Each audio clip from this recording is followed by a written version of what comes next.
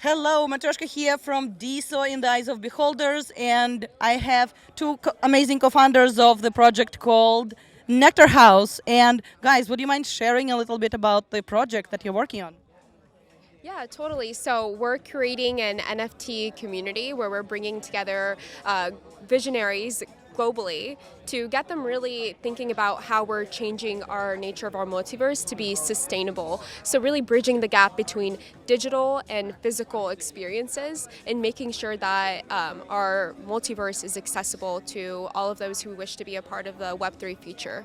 So, how do you make sure that it is accessible to, to everybody? Yeah, so we have a participate to earn model. So this allows our NFT project to be completely inclusive to anyone that wishes to participate. So by participating in a series of metrics that we've put out, which one is following our social media pages, and two is sharing us on your social media page. So whether it's a retweet, whether it's a reshare on BitClout, or sharing us on any other social media page. Once you've done that, you screenshot that information, you go to our Discord, you share that you submit proof, right, and then we airdrop you an NFT to your wallet. That is really cool.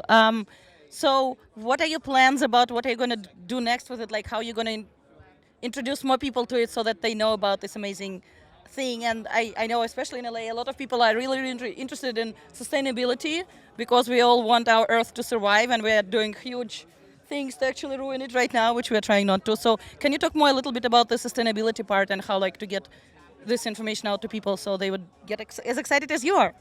Yeah, I really appreciate that.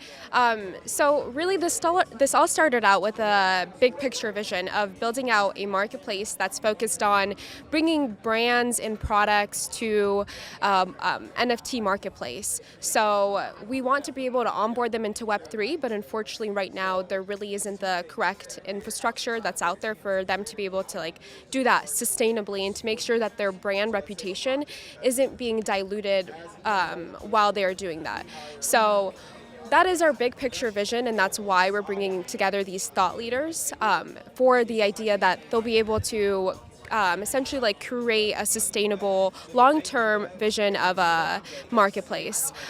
Alongside that, we'll also be creating a DAO, and so with the DAO, we're focused on aligning with the UN SDGs and ensuring that every step that we're taking throughout the process, we're making sure that our community members are having an impact. And so that's just a little bit about that. And to answer your question around how do we spread the word, so one is being in events like this, speaking and being a thought leader in the space, and two is through community engagement. So when individuals participate, they're not just participating for us, but they're participating to share the word. That's actually the big picture goal, is that if you participate, you share it to your followers, to your inner circles, right? And then we have a network effect that just collectively starts to grow and spread the word. That is amazing. And you also mentioned earlier that you were just at the talking to a senator, and you have some amazing news about what's going to happen. Do you mind sharing a little bit about that? Yeah. I believe this was a couple months ago, 4 or 5 months ago. I was in Wyoming. So I was at the Wyoming Blockchain Summit and at the Cardano Summit. And part of that summit was to bring together thought leaders in DAOs, lawyers within the Web3 space, and individuals that are talking about NFTs. So I was there representing the NFT community, the broader NFT community, speaking about the future of NFTs and where we're going to be heading when it comes to products and services, brand reputation, access to event spaces, or to particular things, right? So accessibility.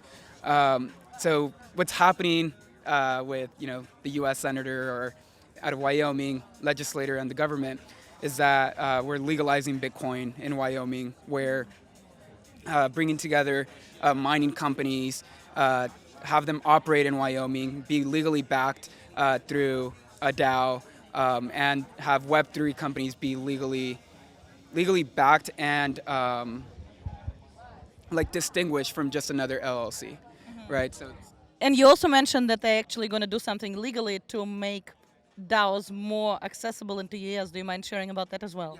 So that's already in place. So we already have around, I might don't quote me on this, but it's either 13 or more laws in place today, legally backed by U.S. jurisdiction, that allows us to participate in the ecosystem here in the U.S. So we can. The DAO ecosystem.